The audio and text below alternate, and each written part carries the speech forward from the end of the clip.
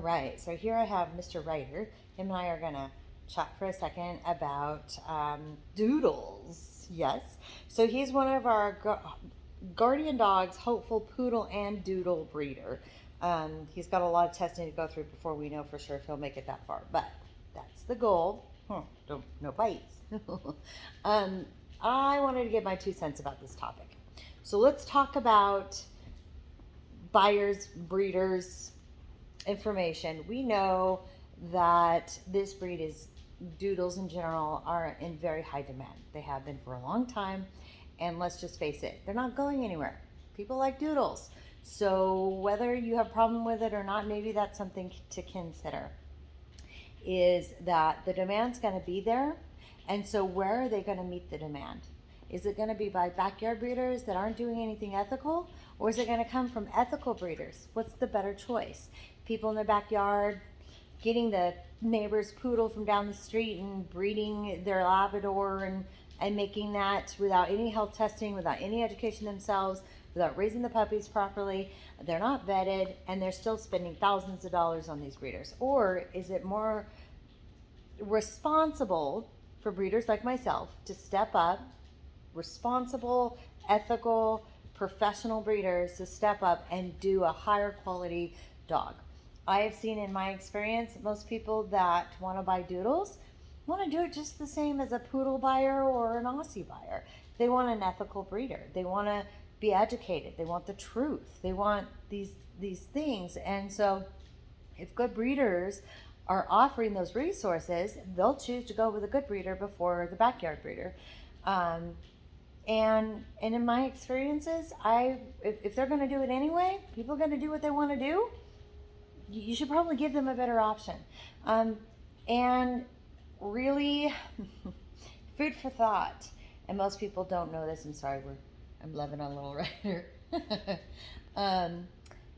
Australian Shepherds, as most of you know, is my heart dog. It's what we specialize in. It's where I believe the best starts. But Australian Shepherds originated in the late 1800s and were nothing but a mixed breed of some of the more popular breeds we had in the States. And were not actually considered an AKC breed where they were bred for AK or registered with AKC until 1991. Folks, this is like 1991. MC Hammer 90210. Remember all those things we were doing back then?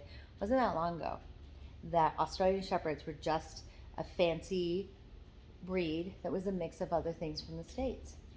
So when you think about it, by them becoming an AKC breed, it sets standards, what the height requirements, the weight requirements, how long their back should be, things about their head and their ears. It sets standards for responsible breeding. And I believe that it's going to happen sometime soon in our lifetime where we see doodles enter the AKC real line. So again, you have to ask yourself, what is the responsible thing to do? Ethical breeders like myself breeding doodles and doing it the right way, or backyard breeders making money without health testing, without education, not educating the buyers properly. You know, so for those out there wanting to bash the breeders that are doing this, maybe they need to rethink their thought process. They're not going anywhere. And what's the better option? What do you think? Are doodles horrible? I don't think so. I think mix some of the best qualities in both breeds. Huh, yes. All right. If you have any questions about our practices with doodles, or you have any questions about what a doodle care looks like, or anything having to do with it, please let me know. If you disagree, leave me a comment, let me know. But every breed, including our beloved Australian Shepherds, originated from somewhere. 1991, folks. All right, you guys have a good day. Bye.